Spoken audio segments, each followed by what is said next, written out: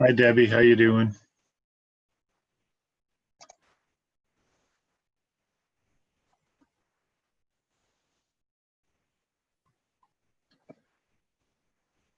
Hello. Hi, how you doing? Hi, I'm good. How are you? Oh, it's Andrea. How you doing? Yeah, it's Andrea.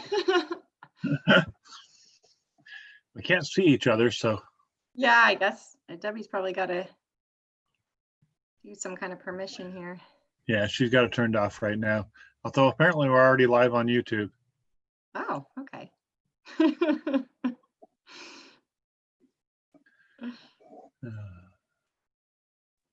Is this your Yeah. first one of these? Yeah, so just right now, it's live, so just, I would hold off for a second. All good.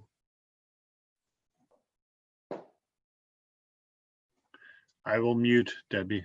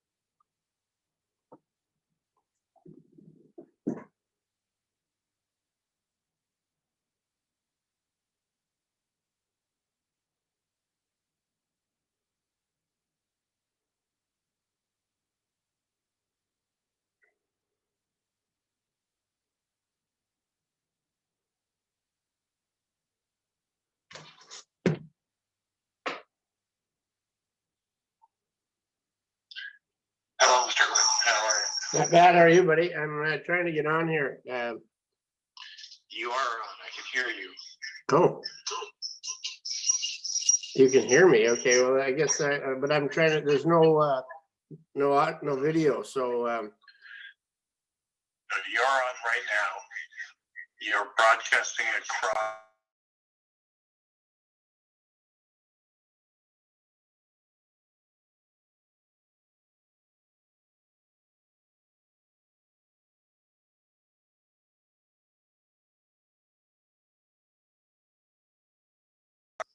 okay, so there's mute on the computer. No.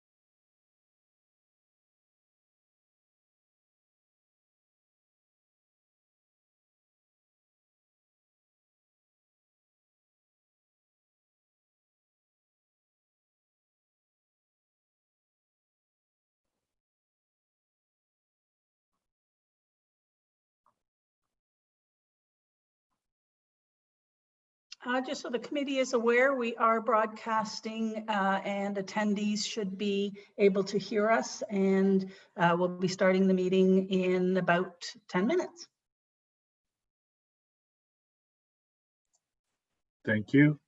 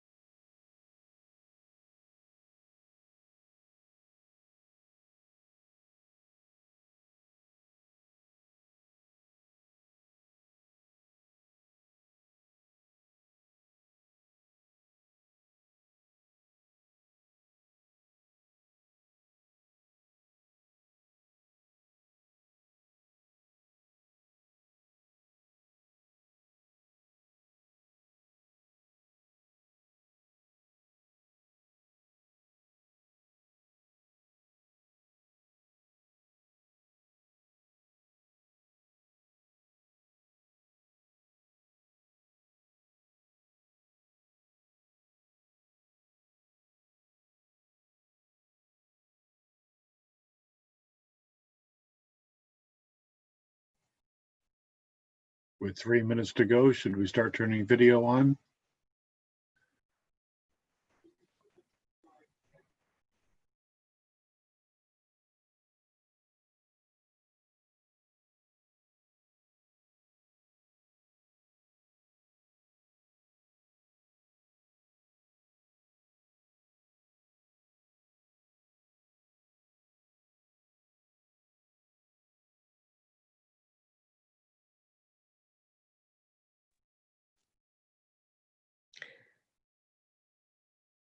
Sorry, yes, your worship, Rick, we can turn them on now. But you probably have to let me.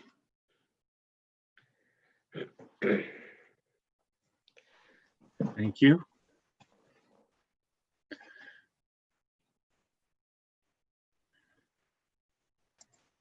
Okay, you should be permitted now to turn them on.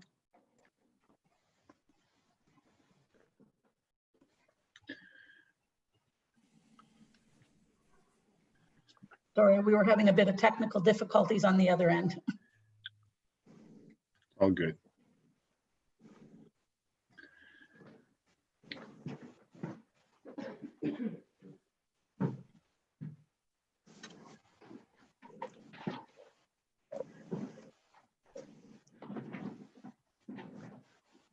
Have we heard yet from Councillor Townend?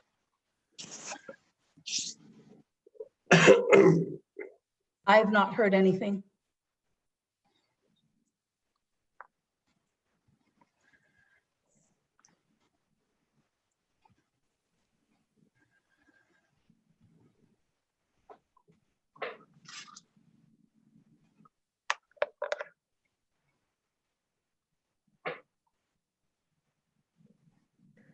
What is a quorum for this committee? If I recall correctly, 4 is quorum.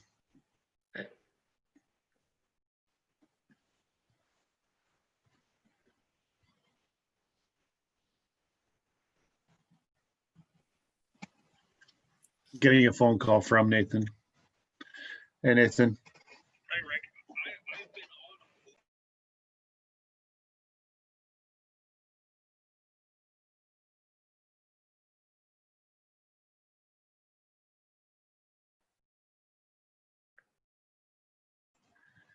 Debbie, Nathan is on. I believe he's in the audience. He can hear us, but he's not being able to come to the panel. I do not see him in as an attendee. Maybe just I'll email him and just tell him to leave and then come back in, and hopefully that'll put him in. And I'll keep watching the attendees. Thank you. Committee, if you're acceptable, we'll give it a couple more minutes to make sure that he can come in if that's possible. I have already been informed that Carol Parks and Mike Buderick will not be available for this evening's meeting.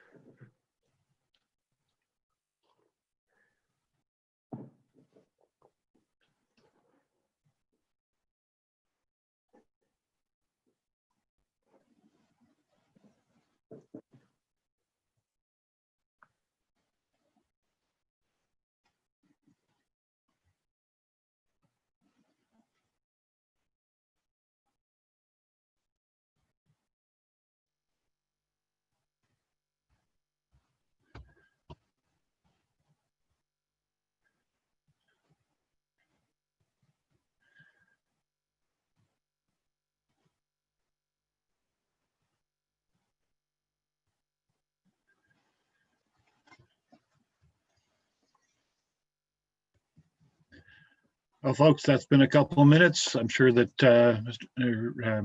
Nathan will be able to come in shortly, but since we have quorum, I think we'll get going anyway.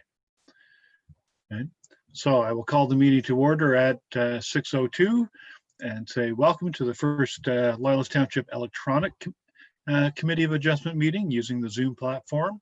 Please be advised that this meeting is being live streamed and recorded. Applicants and members of the public wanting to participate in the meeting will have joined as attendees. The committee will deal with agenda items in the order which they appear on the agenda. The public meeting portion will follow this outline. Township staff will make a presentation of an overview of the planning report.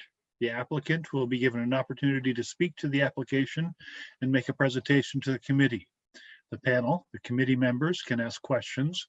Then the chair, myself, will open the floor to hear any comments from the public. Microphones will be unmuted. Please state your name and address for the record. If more than one person speaks up, the meeting moderator will determine the speaking order. Please address your comments to me, the chair, and following the public comment portion, the attendees' microphones will be muted, and the chair will ask the planning staff to respond to any comments or ask the applicant for clarification before I go back to the committee and call for a vote. With that said, again, welcome everyone to this meeting. The first order of business is the adoption of the agenda. And do I have a motion from the committee to adopt the agenda? Penny Porter, seconded by Jim Hagedorn. Right. Are there any edits or amendments to the agenda? None noted. I'll call the question. All those in favor?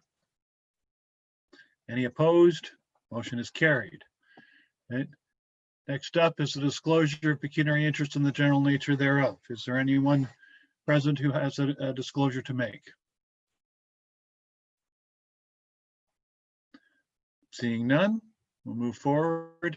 Item number 4 is the approval of the Committee of Adjustment minutes from March the 2nd. Are there any noted errors or omissions to those minutes? Seeing none, can I get a motion to approve those minutes? Ron Gordon, seconded by Penny Porter. Okay. Any comments? I'll call the question. All those in favor? Any opposed? Motion is carried. So we move to our first public meeting, which is item 5.1 for 1601 Sharpe Road for Chandra Best and Rob Donnelly, minor variance. We have a report from staff. I'll go to them first.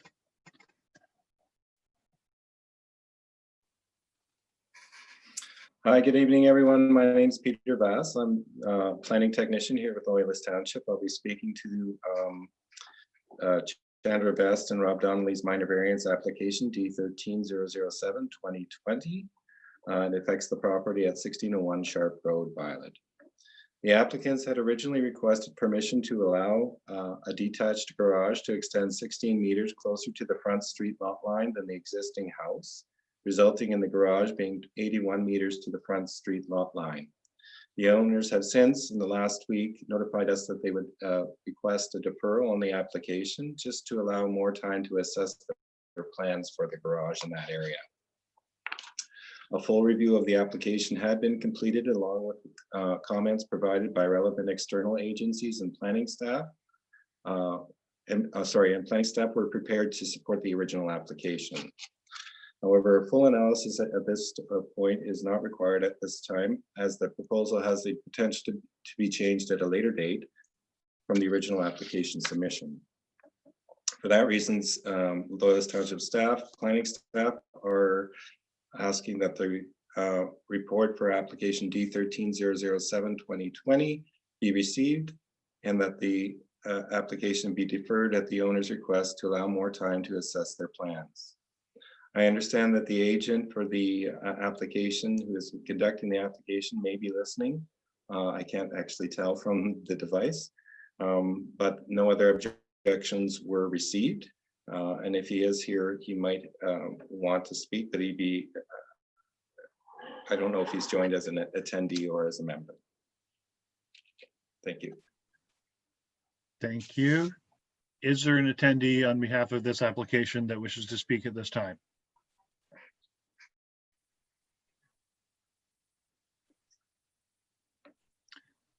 Seeing none.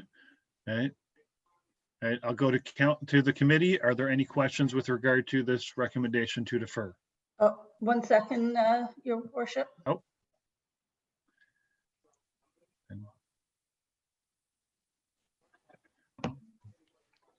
Hello, hi. Can You you have, hear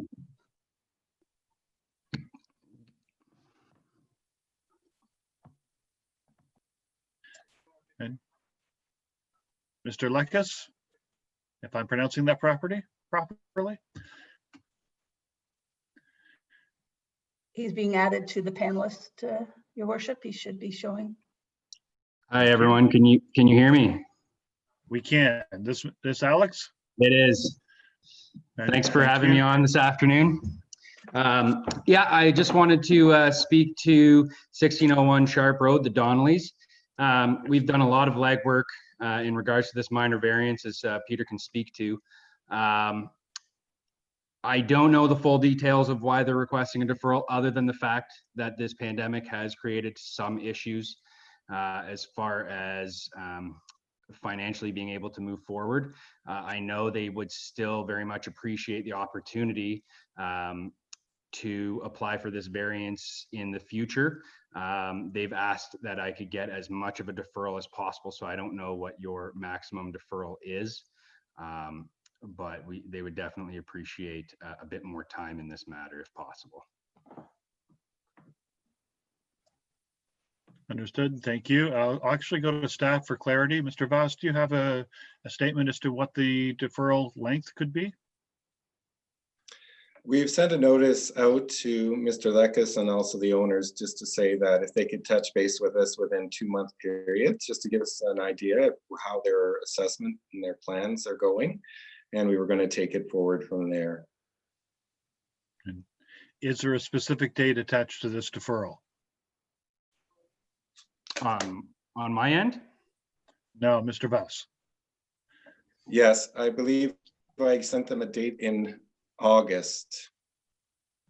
I sent them an email with the date. I don't have it handy, but it is, give me one moment, I'll find it for you. Somewhere in August. Okay. Thank you. Yes. Okay. Any other comments, Mr. Lekas? No, that's it. Thank you. All right. I will turn to the committee for questions with regard to this deferral. I'll go to Mr. Hagedorn. Thank you. With the date being set in August, I don't see that in the recommendation. Does it need to be a part of it, or can we just leave it the way it is and establish the date as it comes?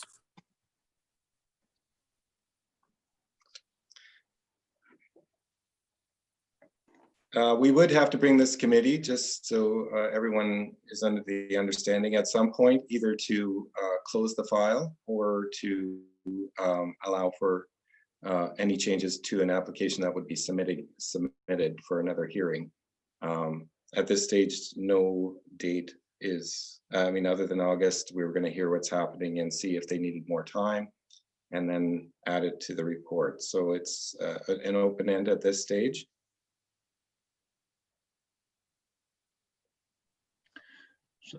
Is that satisfactory, Mr. Hagedorn? Thank you. Sir, Ms. Porter, you had a question? Go ahead. Yes, thank you, Mr. Chair. It's just for more clarity on Mr. Hagedorn's question. The application has been submitted, so is there a deadline? Can this stay dormant for, let's say, a year? At what point do they have to reapply and repay the fee? Mr. Voss?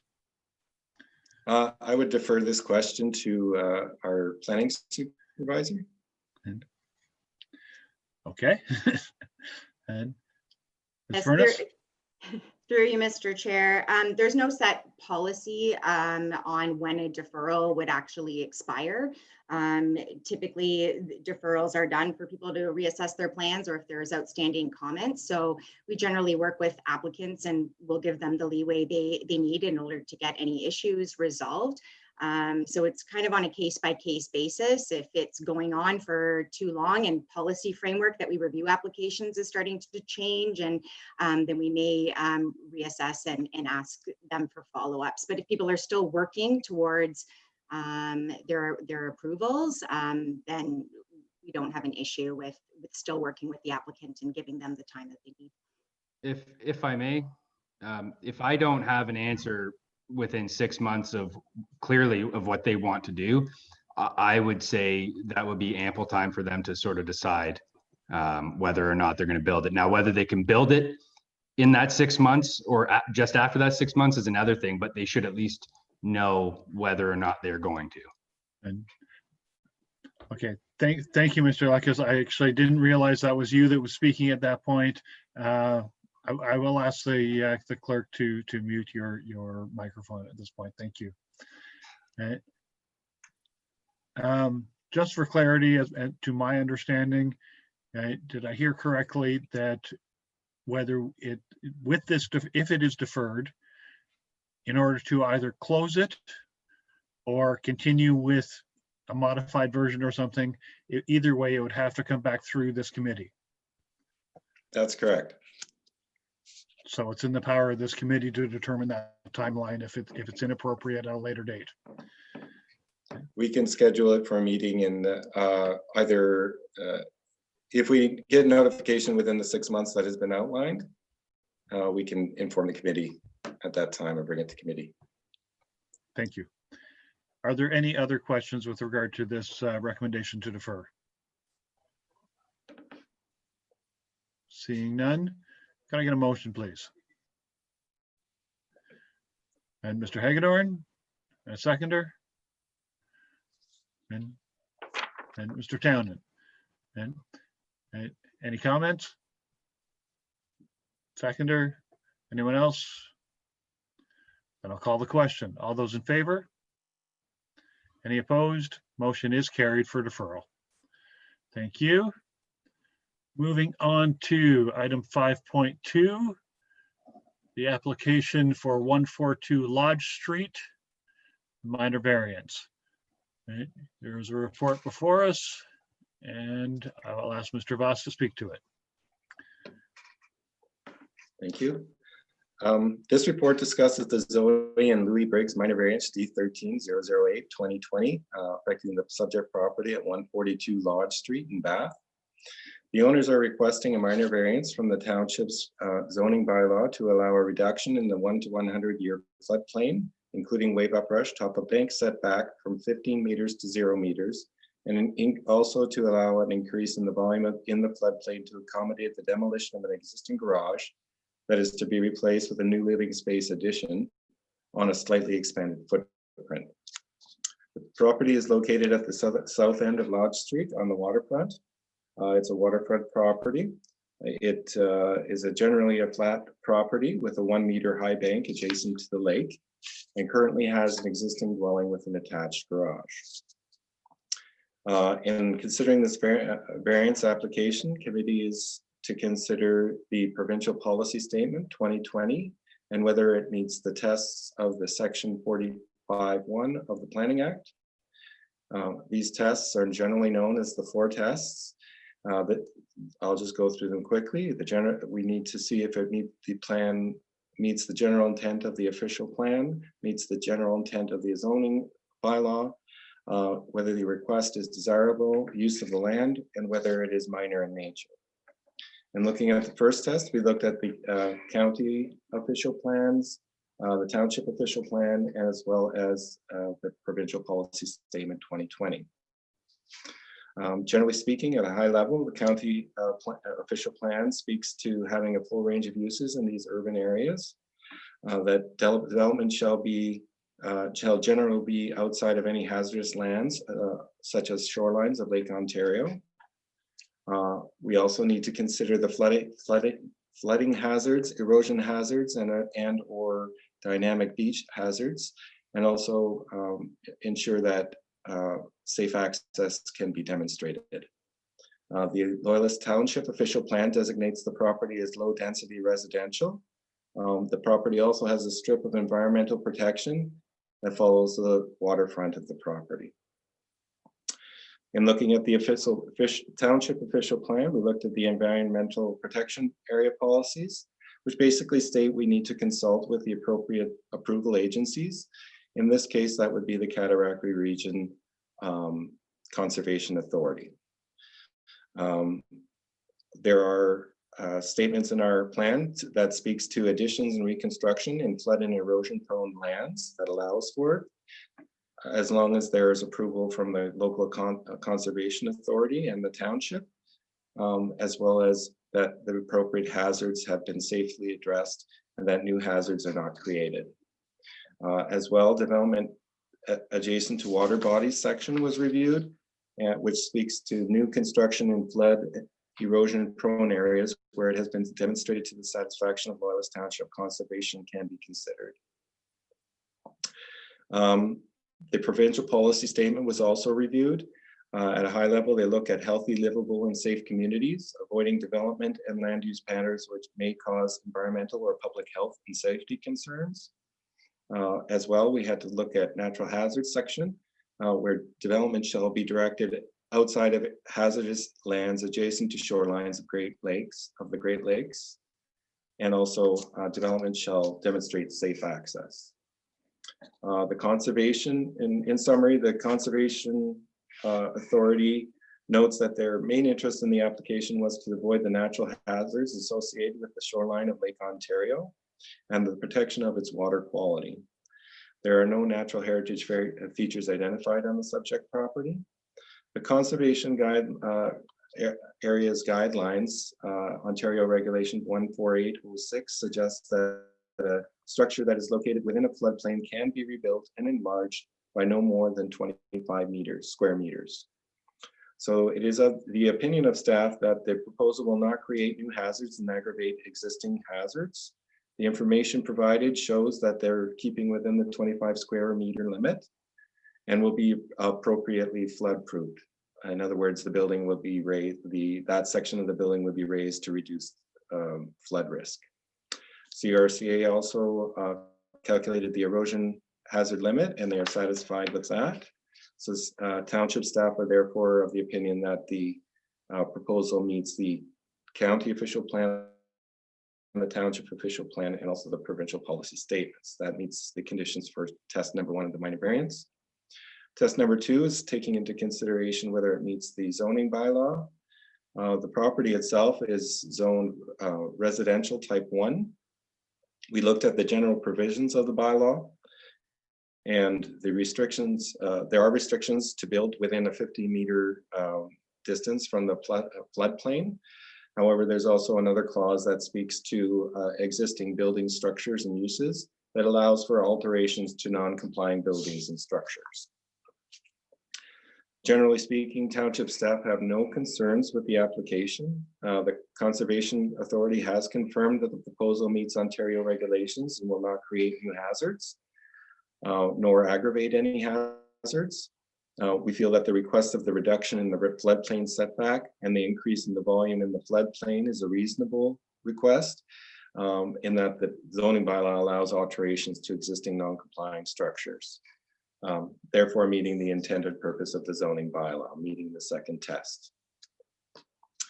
Looking at the third test is the application desirable use of land.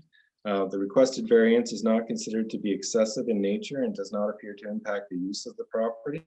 It is not considered to impact the general character, nor impact the safety or increase the risk of the surrounding area. So therefore the proposal appears to meet the appropriate use of land test. So that satisfies the third test. In terms of the fourth test, we were looking at the variance minor in nature. We feel that accommodating the requested relief is not anticipated to adversely affect any neighbors, present or future, or create any new hazards or aggravate existing hazards. We don't feel the proposal is excessive in nature and would not significantly change the streetscape that is in keeping with the neighborhood and surrounding view. It's therefore the opinion of staff that the report application D13, it's the recommendation of staff that the report application D13-008-2020 be received to allow a reduction in the 1 to 100 year floodplain, including wave up brush top of bank setback from 15 meters to 0 meters, and also to allow an increase in the volume of the floodplain to accommodate the demolition of the existing attached garage, replacing it with a new living space addition on a slightly expanded footprint, that the application be approved subject to the following conditions. There's 2 conditions: that the owner shall provide a grading plan prior to construction of any new structure on the subject lot to the satisfaction of the engineering manager. And the second condition, that the approved variance apply only to the location of the 1-story addition and stairs as identified on the drawings attached to the notice of decision. The application is being asked for approval for the following reasons: that it meets all the 4 tests. I understand the owners might be with us to speak if there are any questions pertaining to the application. They might be in as attendees from my knowledge, and there's no objections to the actual report. Thank you. Thank you very much, Mr. Voss. Is there anyone in here to represent the applicant, and do you wish to speak to this at this time? Hello, can you hear us? Yes, Mr. Briggs. Hi there. Yes, this is Louis Briggs and my wife, Zoe Briggs. We don't have any additional comments to share above and beyond what Peter has already shared. Just a special thank you to Peter Voss for guiding us through the process, and to Andrew Schmidt from the CRTA, who was a great help. But thank you very much. Thank you. I turn to the committee. Do you have any questions for Mr. Voss or with regard to the application? Seeing none, is there anyone in the audience who wishes to speak to this application from the public?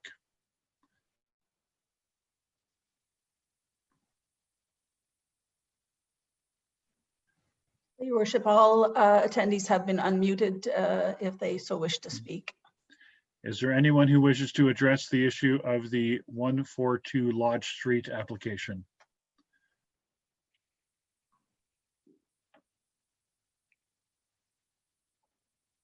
We are all a little new at this process, so I'll give a little extra time. Last call for anyone who wishes to speak to this application.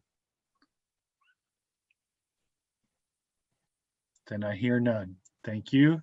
I move back to staff. Are there any final comments?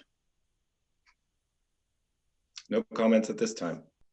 Thank you. Then I will look to the committee for a motion. Councillor Mr. Townend.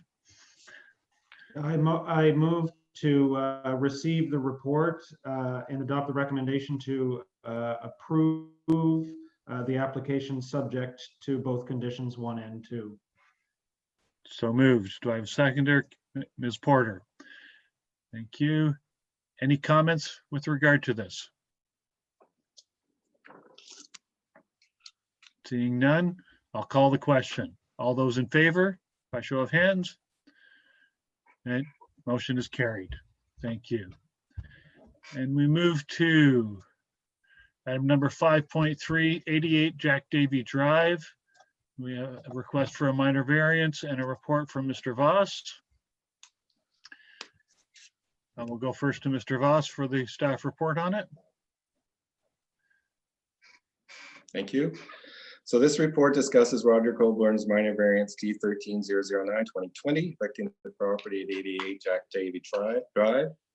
The applicant has requested a minor variance to allow a non-visitor parking into the front yard and to allow a garbage bin in the front yard constrained to a 3 by 3 meter area to facilitate the development of a warehouse in the Loyalist East Business Park.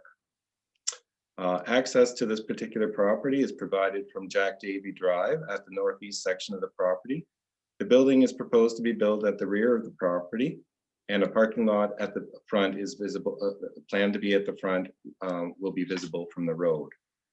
The bylaw relief is being sought to support a submitted site plan application number D11046 to accommodate the development of a warehouse on the site.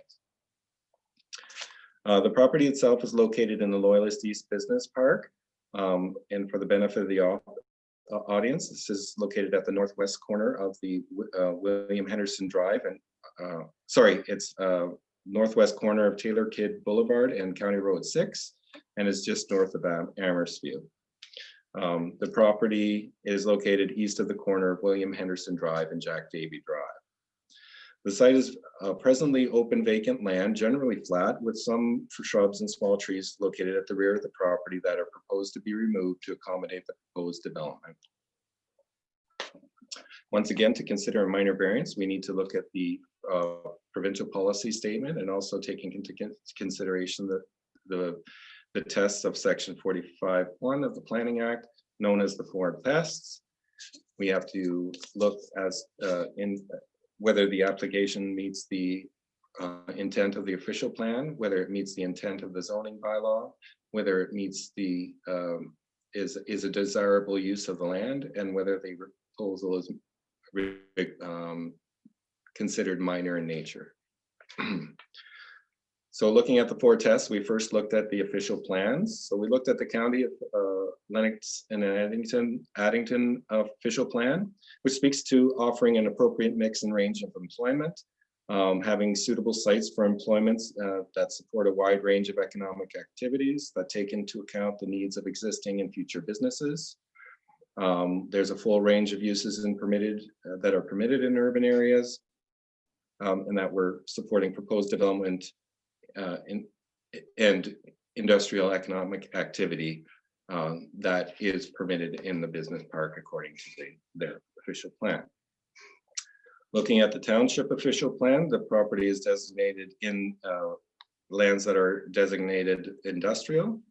Light industrial uses are uses that are primarily enclosed in buildings and whose operations are not considered offensive.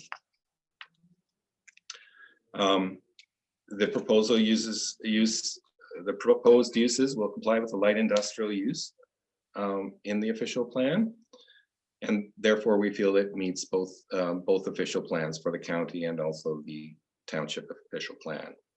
We also reviewed the provincial policy statement 2020, which speaks to very high level efficient land use patterns, promoting efficient development and land use patterns, accommodating employment including industrial and commercial and institutional. Planning authorities shall promote economic development, promoting an appropriate mix of and range of employment and institutional uses to meet long-term needs, providing an appropriate mix. Planning authorities shall plan for, preserve employment and ensure that the necessary infrastructure is provided to support current and projected needs. There does not appear to be any concerns in regards to the provincial policy statement. Staff are therefore of the opinion that the proposed development of the warehouse on the subject property satisfies the general intent of the county and Lennox and Addington plan, as well as the township plan and the provincial policy statement. That meets the condition or test number 1 of the minor variance. Test number 2 is whether or not the proposal meets the general intent of the zoning bylaw. The lands are zoned for light industrial, exception 12. The applicant is seeking relief once again for the non-visitor parking in the front yard, as well as placing a garbage bin in the front yard to facilitate the development of the warehouse. The warehouse is a permitted use in the zone. The presence of the additional parked cars for use primarily by staff is minimal and will not detract from the industrial use of the property and will not significantly impact the streetscape that the public would expect to see. Placement of the garbage bin in the front yard is not expected to visibly detract from the views seen from the road, and adheres to all other setbacks. It is offset from the front face of the building and a little bit to the side toward the lot line, so it's not directly in front of the building. And it's been indicated that a hedge will be placed in front of the garbage bin so that viewing from the street will be mitigated. All other considerations related to the proposed warehouse will be addressed through a site plan control review process, and therefore staff are of the opinion that the general intent and purpose of the zoning bylaw has been satisfied. This satisfies the second condition of the minor variance, the second test.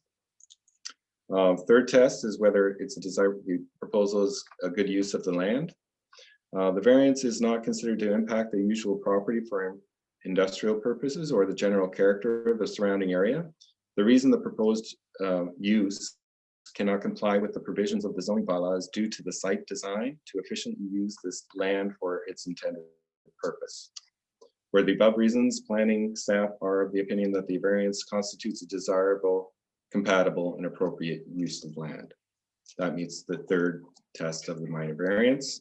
The fourth test is whether or not the proposal is minor and considered minor in nature.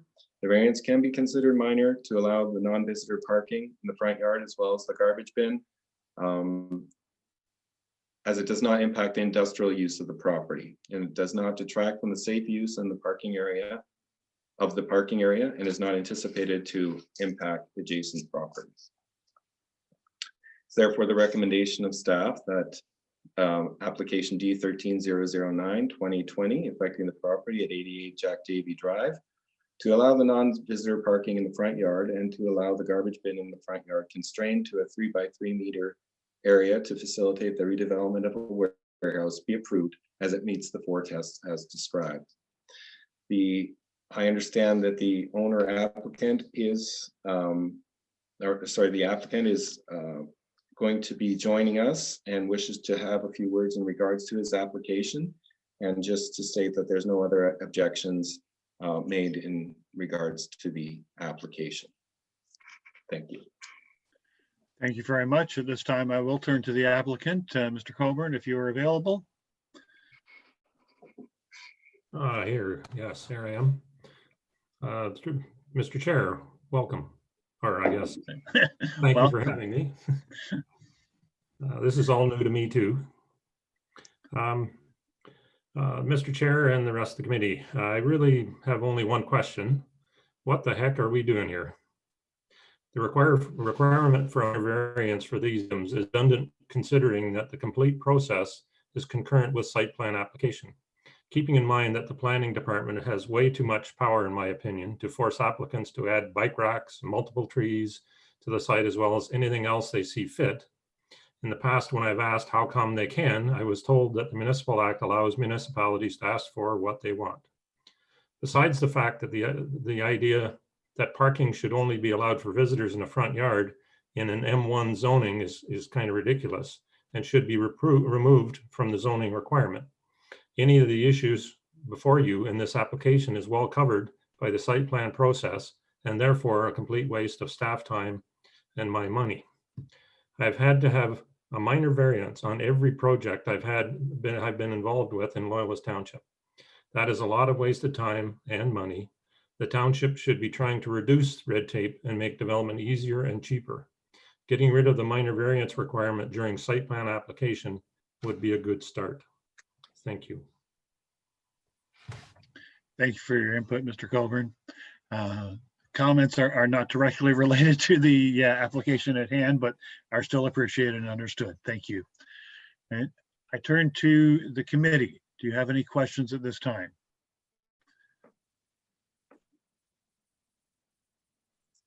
I see none.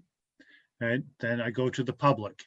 Is there any member in the audience who wishes to speak for or against this application?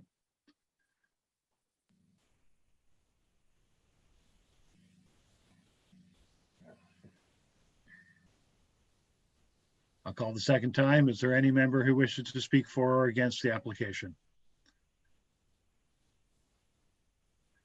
Third and final.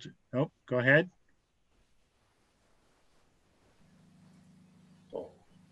Is that someone wanting to speak? They muted again, so I don't think so. All right then. And with no questions from the committee, no questions from the public, does the staff have any final comments? No comments at this time. Thank you. Then I will ask the committee for a motion. Ms. Porter? So moved, seconded by and Mr. Townend. Okay. Any comments? None? Then I'll call the question. All those in favor? Any opposed? Motion is carried. Thank you very much. We'll move on to item, Councillor Porter, or Ms. Porter. I'd just like to follow up, and maybe this is not the correct venue to do that, but I would like to follow up with some of Mr. Colborne's comments. Does this committee have the ability, or is it within our procedural guidelines to put forward a motion, or is that something that we have to wait to council meeting to do so? It is my understanding that this committee has the authority to adjudicate over the decisions made under these policies, but not to make any comment with regard to adjusting these policies.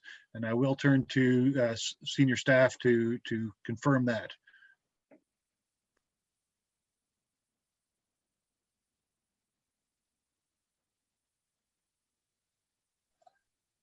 And any of the senior staff here wanting to make comment to that? Ms. Furness? Yes, through Mr. Chair, that's my understanding as well. The actual policy framework and changes to the zoning bylaw, and we will be undertaking an upcoming zoning bylaw review as well. Will be done through council with things being included in there, but no, we note the comments as well that were made by Mr. Colborne. Yes, I will Thank echo you. that. Andrea beat me to the unmute button, but that's exactly my opinion as well. Thank you. That was my assumption. So Ms. Porter, yes, it would be worthy to bring back to council, but is not appropriate for this committee at this time. Okay. Did I call the question on that one? I have not called the question. No, you did. You called the question. I did? Okay. I've got different people saying yes or no. So we'll say yes, I called the question, the motion is carried, and we can move on to item 5.4, which is part lot 33, broken front concession 33 for Papanicolaou. Okay, we have a report from staff, and I will turn it to Mr. Voss to inform us. Thank you. Okay. So this report discusses the applicant Lampros Papanicolaou's consent to sever application D10-002 2020. So this parcel of land, the subject property is actually located west of Amersview. It's a large parcel of land located behind the backyards of civic numbers 4761 through to 4827 on the north side of Bath Road. And it's on the north side of those parcels. It's west of County Road 6 near Amersview, and it is also east of Bayview Drive. The applicant is requesting consent to sever 1.3 acres of land from the subject property, leaving a remnant parcel of approximately 96.9 acres for the purposes of a lot addition. And I'll ask staff to please display the sketch so I can make some comments. Bear with us.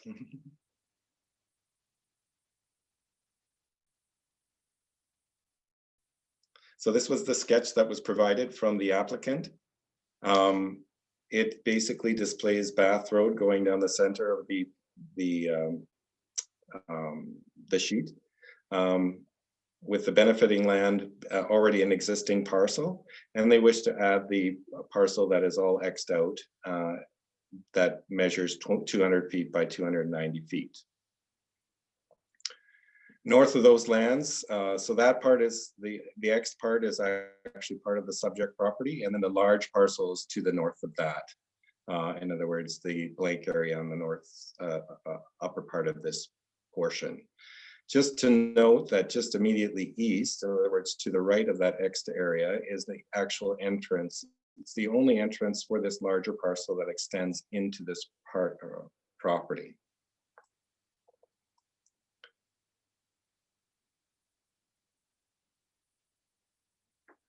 We had another sketch prepared. I don't know if it was received.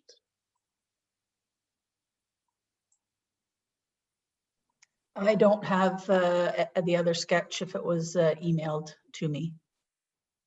Okay. We had a sketch prepared basically just showing the same information, but it was at a higher level, and just to give the impression of that the intended lot addition portion, the X area that we saw earlier, it actually is quite a significant jut upward in northward into the property. So it can affect basically future planning for that particular parcel. A pre-consultation meeting was previously held with the applicant, along with previous communications dating back to all the way back to 2005. At that time, the staff advised the applicant that we would be unable to support the application for reasons outlined in that I'll be outlining in the analysis of this report. So in looking at this proposal, we have to look, the committee must have regard to sections 5124 of the Planning Act, which in this case also points us to section 2 of the Planning Act. There we go. Can everybody see the map on screen? I can. I assume everyone else can. Okay, great. So as we see on the right-hand side, there's Amherst View. There's County Road 6, which is just to the left of the Amherst View side. And then the larger parcels, the subject property is the purple area. And then below it on Bath Road is the benefiting property. So the subject property, right now this application wants to remove the lot addition from that larger subject property and add it on to the benefiting property. Once again, pointing out the access point. So if you just take a moment to note, the benefiting property right now is an approximate size and shape to neighboring parcels along that stretch of road. Other things to note is that there is a water main that has already been extended from County Road 6 all the way westward down Bath Road. And this is basically an indication of the urban spread in this area, which would serve as the natural extension to an increased boundary for Amherst View. We call it Amherst View West. So this area here has been zoned appropriately, as well as designated appropriately for the subject property, so that it could potentially be used for expansion of the urban boundary for Amherst View.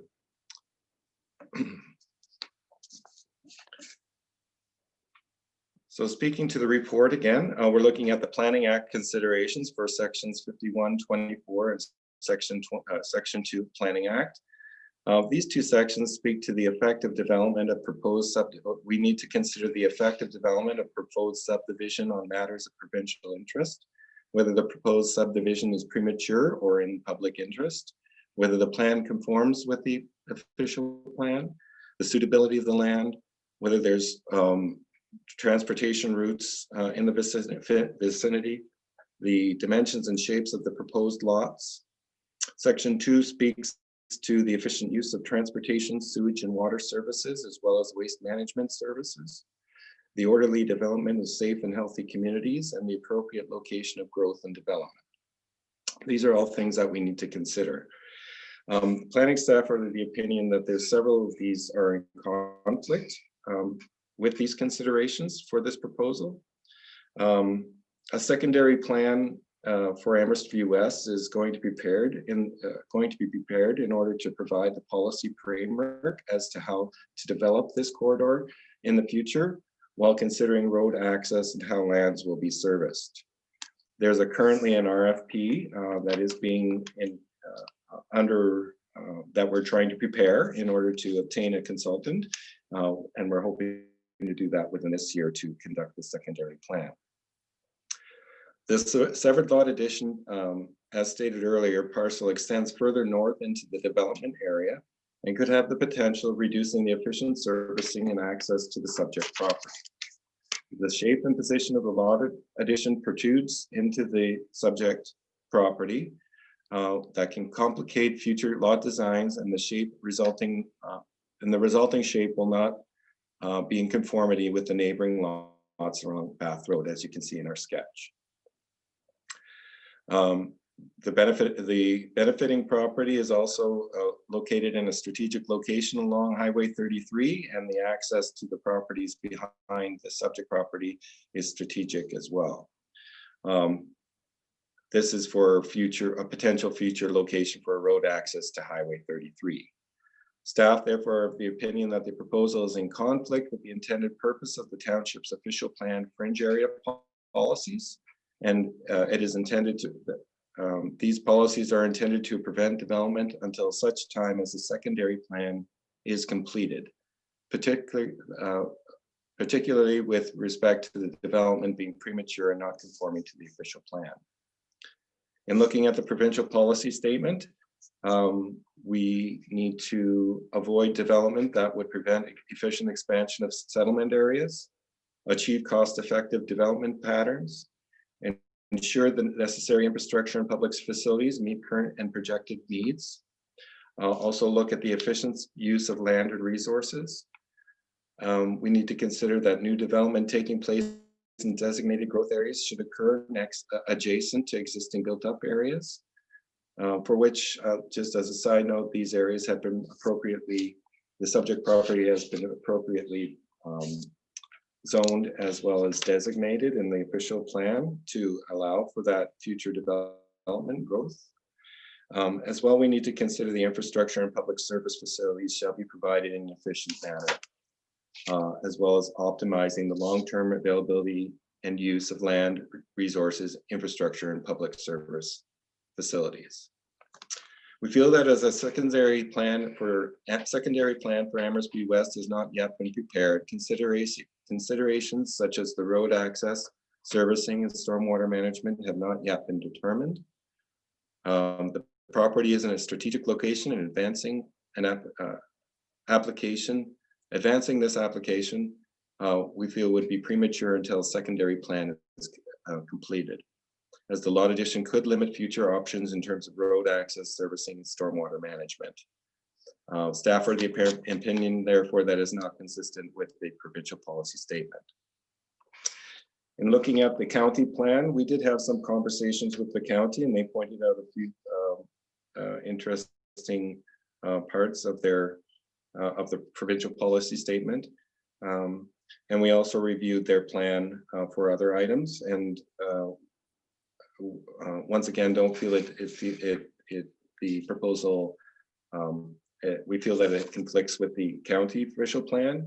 The county official plan speaks to new development that is being proposed outside a built-up area, but within an urban area should be demonstrated that new development will generally serve as a logical extension, but the scale and location of the proposed development will be in conformity, and the amount of growth in the development areas in accordance with an overall growth management strategy that promotes opportunities for intensification.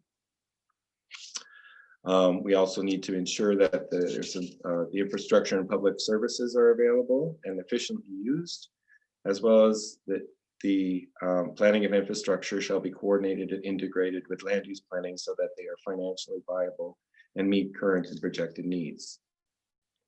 As the lot addition is in the proposed secondary plan area, that is a logical extension of the built-up area of Amherstby. We feel the county plan policies are relevant. In preparing the secondary plan, we're intending to ensure the efficient use of infrastructure is a significant component. As the lot addition may have potential impact on plans for future infrastructure, staff are of the opinion that the application is not in conformity with the county or township official plans. The township official plan, we looked at the fringe area policies, most specifically the general principles are that Lawless Township contains significant blocks of land strategically located and in the logical path of full municipal services extensions. Municipal water has been extended to clear up the concerns of the residents up the road, up Bath Road, as mentioned earlier. We paid particular attention in considering the potential long-term development of these lands. The planning department wishes to avoid land use decisions which interfere with the long-term planned urban form. In particular, we looked at one particular policy which speaks to the secondary plan, that's 4663. And it basically says no urban development shall be permitted until council has prepared a secondary plan. And as mentioned earlier, that is under works. As well, we looked at the infilling of the area, but again, which also speaks to the efficient, cost-effective future urban development of lands in the surrounding area. So the lot addition is a form of development that, according to the official plan, should not be permitted, according to section 4663, until the secondary plan is prepared. More specifically, the lot addition being proposed resides directly adjacent and to the west of the primary access point fronting onto Bath Road. A lot addition in this vicinity would be premature until a secondary plan is completed, as a lot addition could limit further options in terms of road access, servicing, and stormwater management. Staff are of the opinion, therefore, that the application is not in conformity with the township official plan. In looking at the zoning considerations, the property is zoned future development. That is the subject property, the larger property. The benefiting property, the one that resides on fronting onto Bath Road, is zoned residential type 1. The future development zone for the larger parcel only permits existing single detached dwelling house. And as mentioned earlier, the fringe area policies indicate that those lands shall be developed in an appropriate category in the zoning bylaw. The future development zone is reflective of the intent of the official plan. It should also be noted that the benefiting property is already of a sufficient size to accommodate a house and lot addition and is not required for dwelling construction. It is also currently a size and shape consistent with the properties to the west. As a result, staff are of the opinion that the application does not meet the intent of the zoning bylaw. If committee wishes to approve the application, a condition of consent application would be required to obtain a zoning bylaw amendment in order to rezone the severed lands to the north, those hatched areas we saw earlier, to rezone those lands into an R1 zone. The zoning bylaw amendment application would also require conformity with the township's official plan. The applicant was already notified that the staff would be unable to support any associated zoning bylaw amendment for that reason.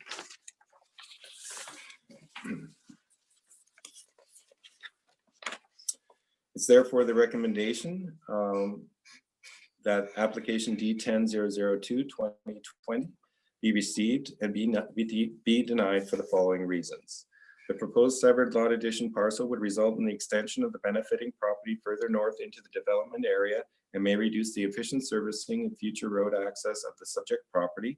Staff are of the opinion that the proposal is in conflict with the intended purpose of the future development zoned lands contained within the subject property. Number 2, the proposal does not comply with the applicable fringe area policies that I outlined earlier, section 4663. That speaks to having a secondary plan in place. And the proposal appears to be in conflict with the county's official plan, which would impede the logical extension of the efficient design of the extension of Amherst of the Amherst-View urban area. And that for the proposed benefiting property is already sufficient in size to support a dwelling construction, and that already consistent with the properties to the west.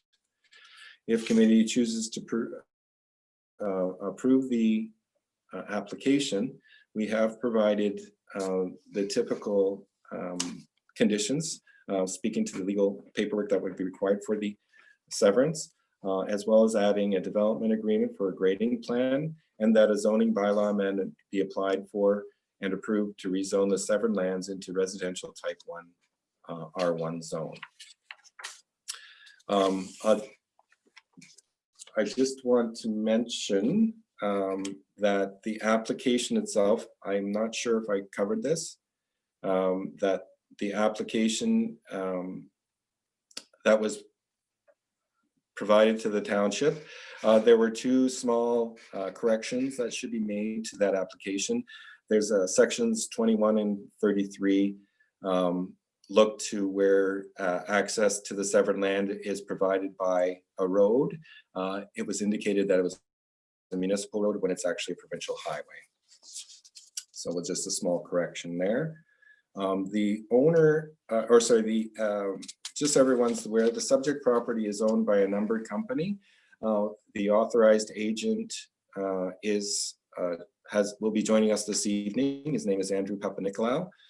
He wants to speak to the application. And no other objections were made. There were some questions about the location brought forward, but that was settled through calls and communications. Thank you. Thank you very much, Mr. Voss. At this point, I will turn to the applicant. Mr. Papanicolaou, are you available? Yes, available. Thank you. You may go ahead. Okay.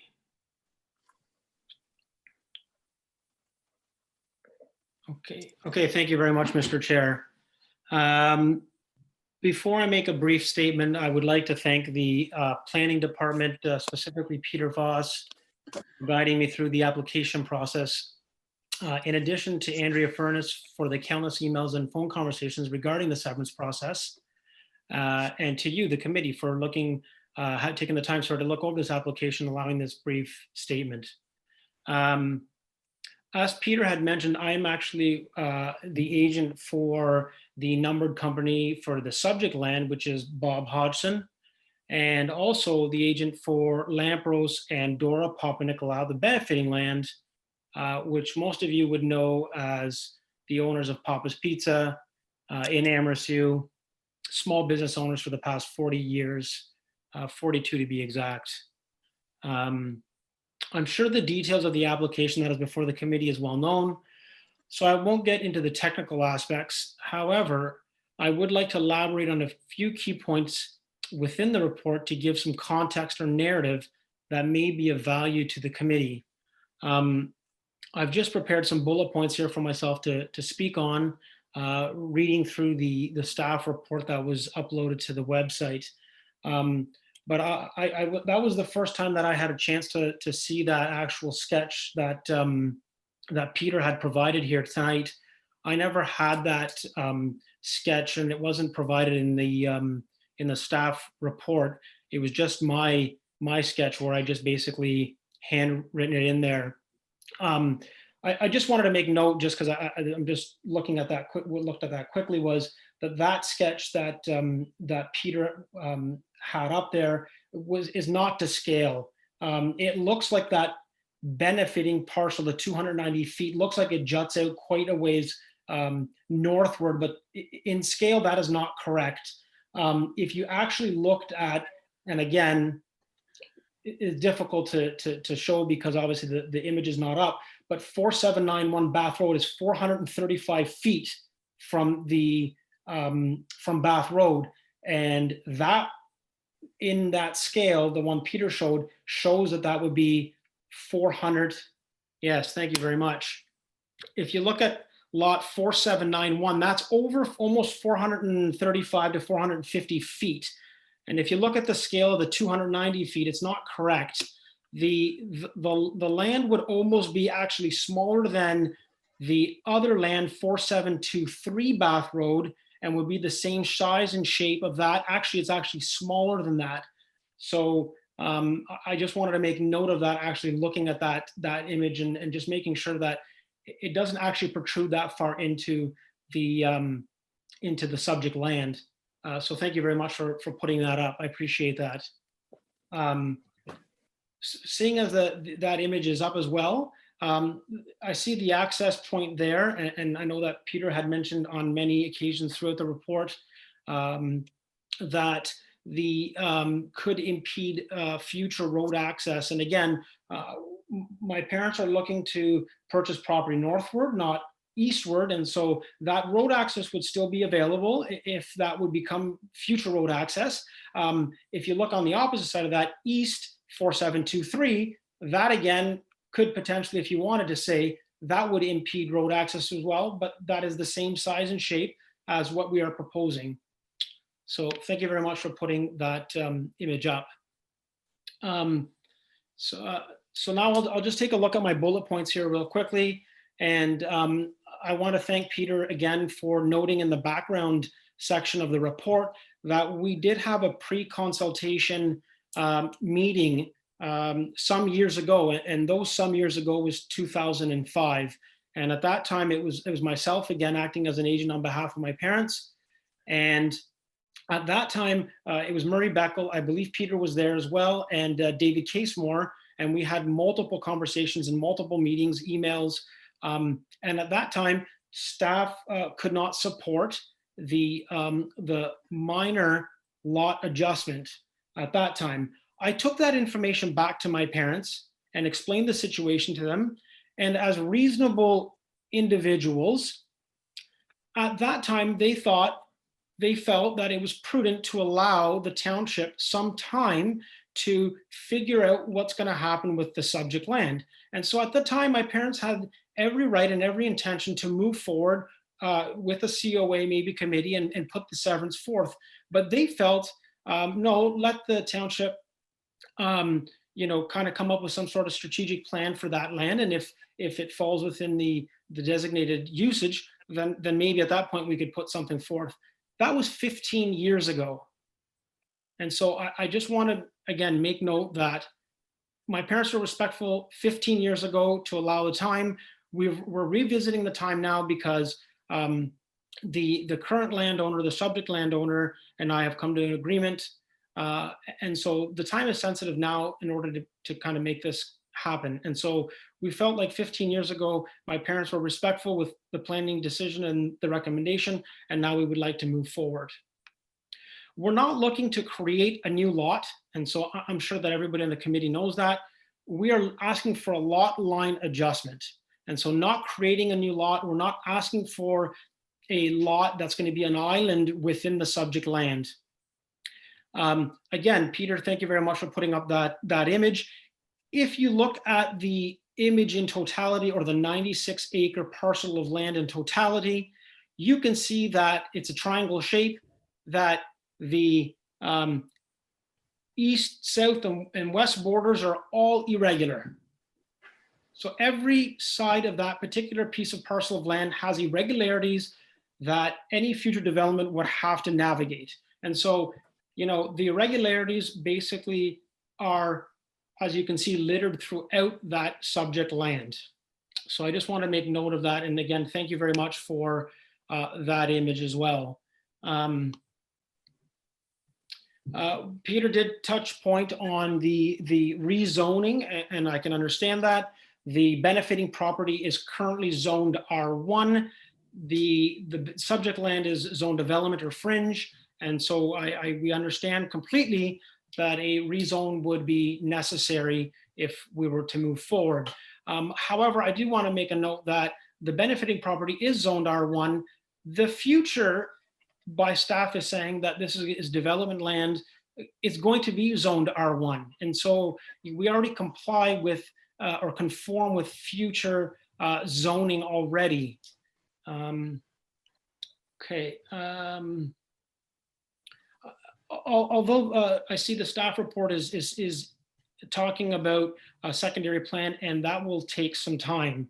And that could be a long time in the futures. There's a lot of futures, maybe, perhaps, could, might, should within that. So I would like to touch point on one key issue, and that would be the allocation of sewers. There's no sewers allocation to that subject property. And if sewers were to be brought to the subject property in the future, there's no water treatment capacity for anything west of County Road 6. And this was outlined in detail and approved by staff in 2018. that in order to facilitate any new urban development west of Kenny Road 6, that an additional water treatment facility plant would need to be in operation in order to facilitate any new housing. I don't know, but I was a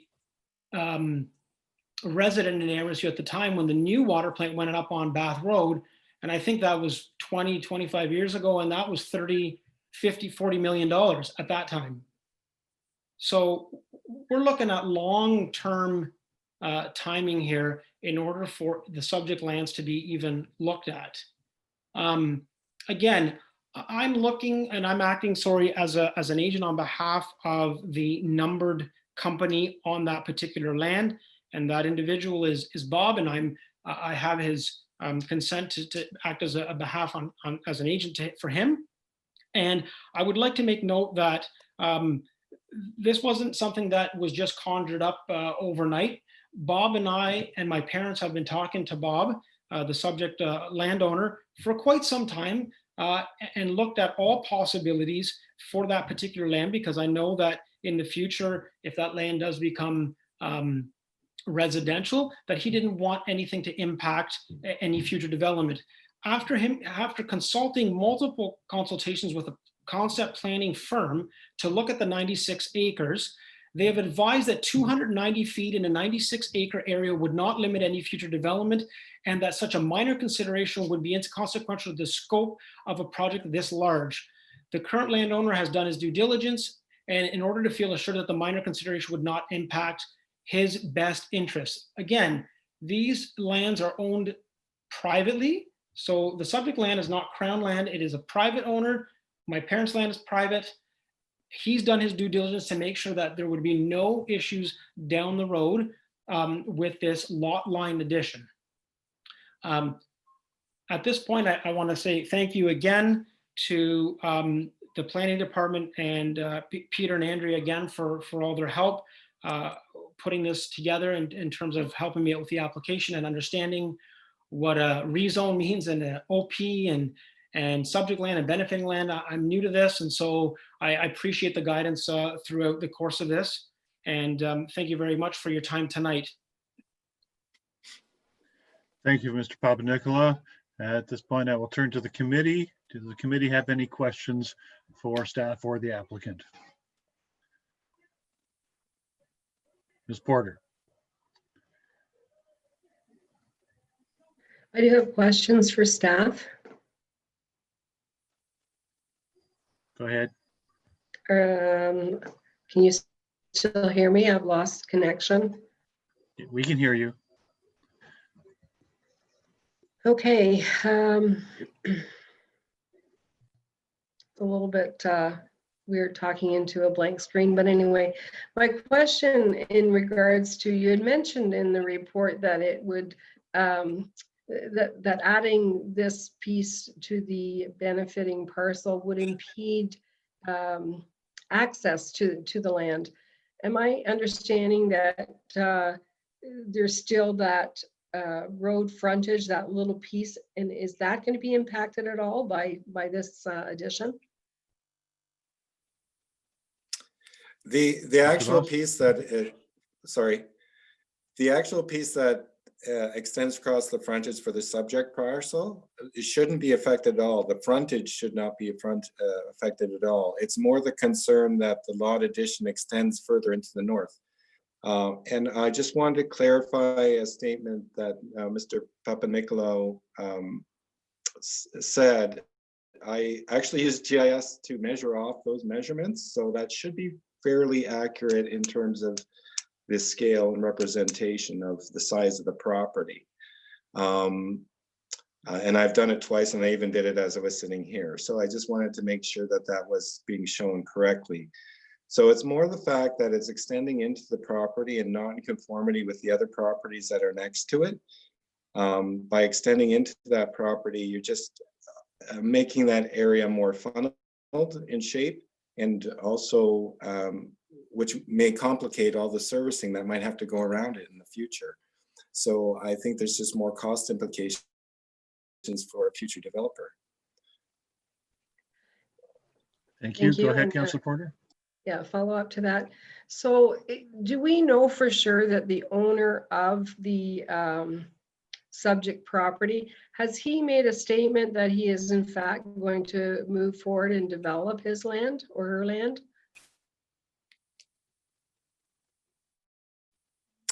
I have not had any communications with the actual owner because we received authorization from the owner to conduct the application. So in that regard, there were no discussions. So if the land were to be developed, it would be incumbent on the owner of the subject land to pay all the costs of bringing services in, regardless of how complicated it would be. They would be the one that would have to bear all those costs and come up with a design of the subject property. Is that correct?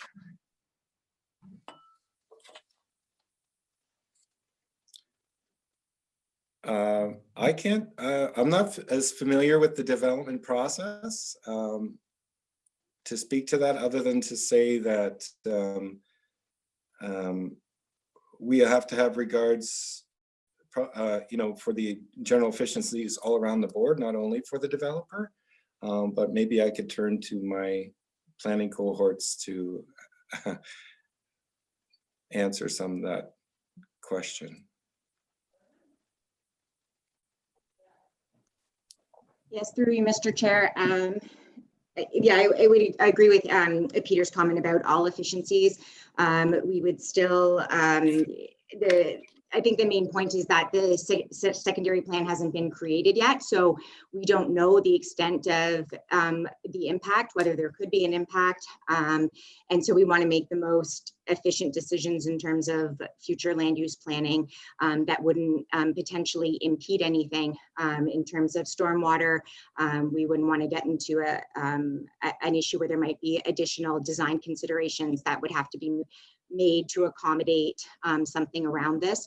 I think at this point we just don't know, and I think that's the intent of the fringe area policies, just not to make land use planning decisions in these areas until that information is available, so we can look at costs and everything through that process. So it would be difficult to answer at this point without understanding what those impacts would be. And can you please explain to me what a secondary plan is and who's responsible for developing that? If I may, your worship, through you.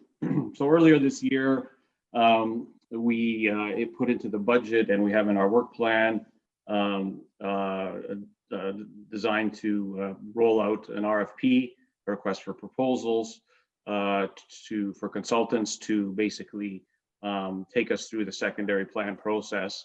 And as Peter mentioned earlier, we have a draft already underway, and we hope in the coming weeks to actually post that RFP and start taking in proposals and reviewing them. So we are moving ahead with that. I would just also add, in addition to what Andrea said, there is a master infrastructure plan also has been launched. There's working groups within the ministry across multiple departments have already begun that work. So it is, both those things are underway, and they're both related, and they will both complement each other. Anything else, Ms. Porter? Okay, you didn't answer though. Yeah, I'm not clear. What is a secondary plan? Oh, sorry. So the official plan is the highest penultimate planning document that we have. Below that would be something in the order of a secondary plan. So it's a component under that where we go through a process of very deep engagement with the public, with all agencies, to develop basically a master plan for that area.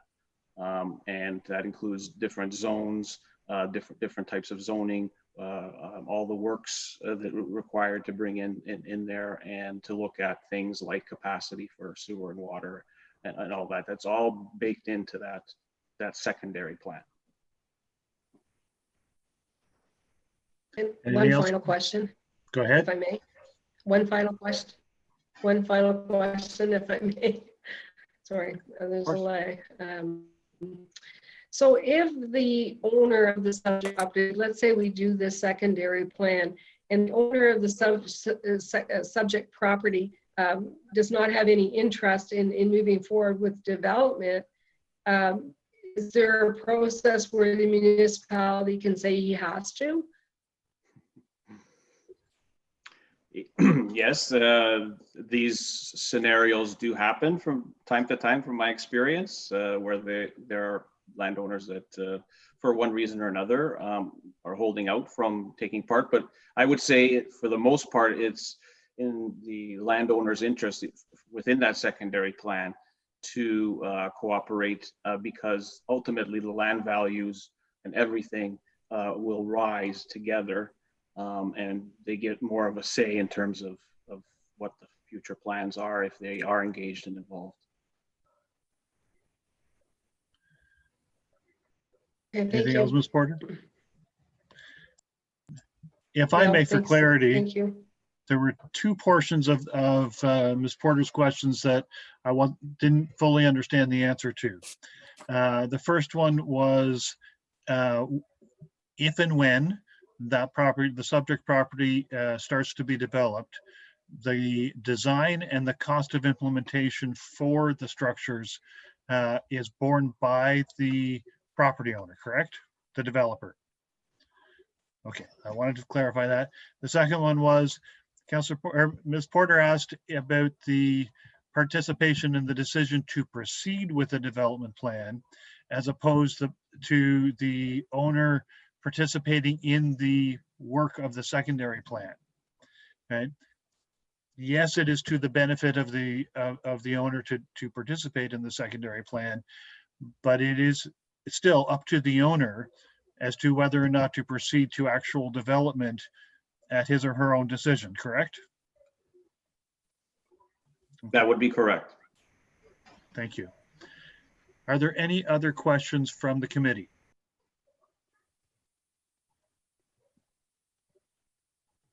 None?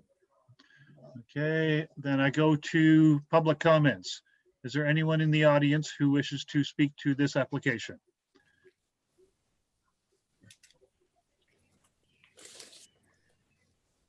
I'll give it a few minutes.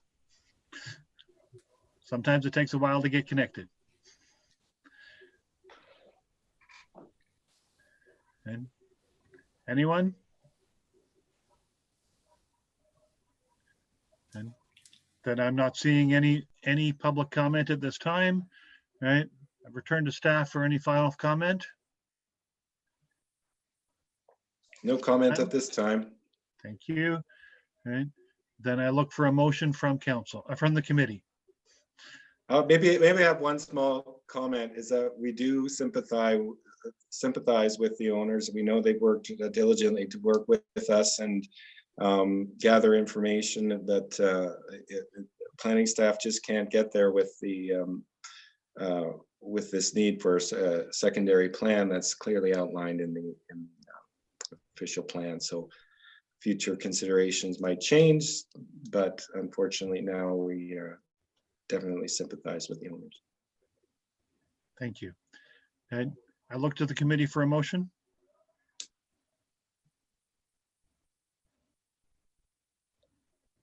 Anyone? I'll go to Mr. Hagedorn.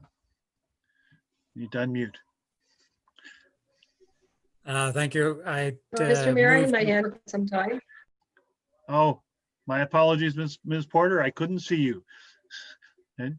And your image is frozen at the moment. And were you looking to make a motion? Oh. I was, but I'll leave it up to Mr. Hagedorn. And I'll go back to Mr. Hagedorn to make a motion. Okay, thanks. Move to receive the report and approve the application with the 6 conditions as listed. I take that as so moved. Do I have a seconder? I see your hand this time, Ms. Porter. Thank you. You're the seconder. Mover, any comment? Penny's here. Thank you.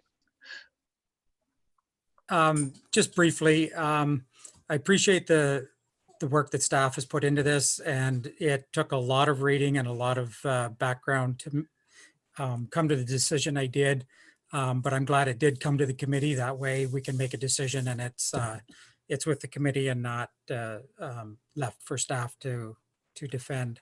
And I understand where they're coming from with wanting to make sure that we keep the land as viable as possible for future development, and with no encumbrances or impediments.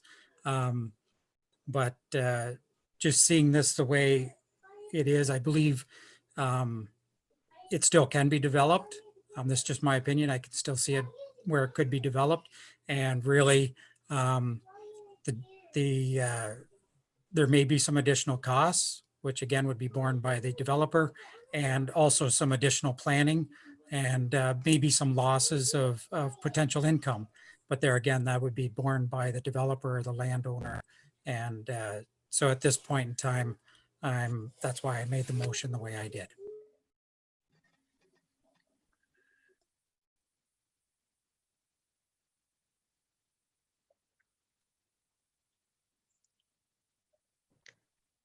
You are muted, Mr. Mayor.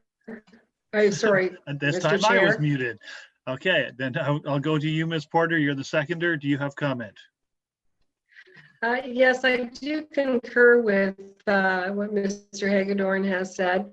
And just to add to that is that we don't know without any kind of certainty if there's ever going to be any capacity to allow the development to move forward on that parcel regardless. And as well, I know that in the report it did say it has the potential to impact, but I think that's a minor challenge for any development to move forward as far as he says, laying it out, designing it around those challenges. And there are throughout the whole parcel. So one more is not going to make a difference. As well, as I said, like it could be 30 years, it could be 20 years. We just don't know when we'll have additional capacity to allow that to move forward. And I don't think it's fair to hold up a landowner in doing what he wants to do with his parcel while we're waiting for that. Thank you, seconder. Is there any other member of the committee who wishes to speak to it? Seeing none, back to the mover for final comment. Nothing more at this time. Thank you. Then I will call the question. All those in favor? And okay, Ms. Porter seems to be frozen again. And can you verbalize your response, Ms. Porter? That's a yes. I am in favor. Thank you. Yes. Those opposed? I see one. Motion is carried. Okay. Moving on, we go to upcoming meeting dates. Our next scheduled C of A is scheduled for July the 6th. At this point from staff, do we know if we have applications lined up for that meeting? I'm seeing nods. Yes, we do. Okay, so we will have July the 6th as our next committee of adjustment. And finally, a motion for adjournment. Mr. Townend, seconded by Mr. Gordon. Okay. Call the question. All those in favor? Any opposed? Ms. Porter's hand is a little bit late. She's opposed to adjourning. No, it's the lag. Right? That motion is carried. We are adjourned. Thank you very much, folks. Thank you.